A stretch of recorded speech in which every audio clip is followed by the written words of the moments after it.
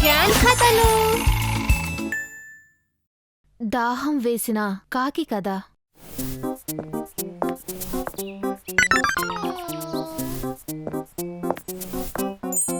హే, ఏమైంది నీకు?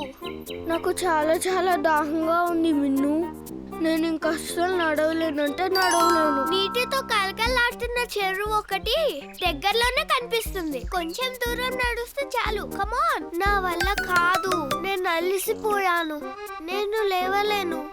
మనకి నీళ్లు దొరికేంత వరకు ఇక్కడే ఉందాం. నువ్వు ఇక్కడే కూర్చుంటే మనకి నీళ్ళు ఎప్పటికీ దొరకవు. నమ్మకంతో ట్రై చేస్తే మనం అక్కడికి చేరుకోవచ్చు. నువ్వు అస్సలు నిరాశపడొద్దు మింటూ. నీకు దాహం వేసిన కాకి కథ తెలుసా? అది వేసవికాలం. ఓ రోజు మధ్యాహ్నం వేళ బాగా దాహంగా ఉన్న కాకి ఒకటి దాహం తీర్చుకోవటానికి నీటి కోసం వెతుక్కుంటూ ఆకాశంలో తిరుగుతూ ఉంది. కావ్ కావ్, నా గొంతు బాగా ఎండిపోయింది, చాలా దాహం వేస్తుంది.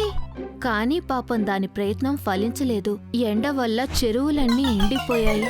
ఎంత వెతికినా చుక్క నీరు కూడా కనిపించలేదు. చాలాసేపు వెతికిన తర్వాత ఆ కాకికి ఒక చెట్టు కింద ఒక కుండ కనిపించింది. వెంటనే ఆ కుండ దగ్గరికి వెళ్లి చూసింది. ఆ కుండ అడుగున కొంచెం నీరు ఉండటంతో దానికి ఆనందం కలిగింది. కానీ ఆ నీళ్లను అది అందుకోలేకపోయింది. నీళ్లు దాని నోటికి అందక ఏడుపొచ్చేసింది.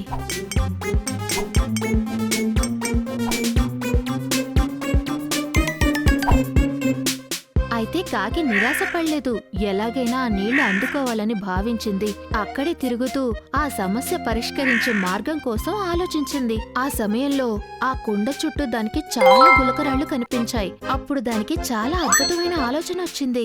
వెంటనే అది అక్కడున్న గులకరాళ్లను ఒక్కొక్కటిగా ముక్కుతో పట్టుకొచ్చి కుండలో వేయడం ప్రారంభించింది. అలా నీటి అడుక్కి చేరిన గులకరాళ్ల సంఖ్య పెరగడంతో కుండ అడుగు ఉన్న నీరు మెల్లగా పైకి రావటం మొదలుపెట్టింది. కాకి ఆగకుండా గులకరాళ్లు వేస్తూనే ఉండడంతో నీళ్లు పైకి వచ్చి చివరికి కుండ మూతి దగ్గరికి చేరాయి. కాకి ఆనందంగా తనివి తీరా ఆ నీళ్లు తాగింది. దాని దాహం తీర్చుకుంది. ఆ తెలివైన కాకి దాహం తీర్చుకొని హుషారుగా మళ్లీ ఆకాశంలోకి ఎగిరింది. మనసుంటే మార్గం ఉంటుందనే ఒక గొప్ప పాఠాన్ని మనకి తెలియజేసింది. మనసు పెట్టి ఆలోచిస్తే మన ప్రయాణంలో మన దారికి అడ్డొచ్చే చాలా సమస్యలకి సులభంగా పరిష్కారాలు తెలుసుకోవచ్చు. నాకు అర్థమైంది. నిజానికి ఆ కాకితో పోలిస్తే మన పరిస్థితి ఇప్పుడు దానికన్నా బెటరే మిన్ను. హే ఆగు, నాకు ఒక ఐడియా వచ్చింది. నేను ఆ చెట్టు ఎక్కేస్తే చాలా ఈజీగా ఉంటుంది. నేను మంకీని కాబట్టి నడవక్కర్లేదు.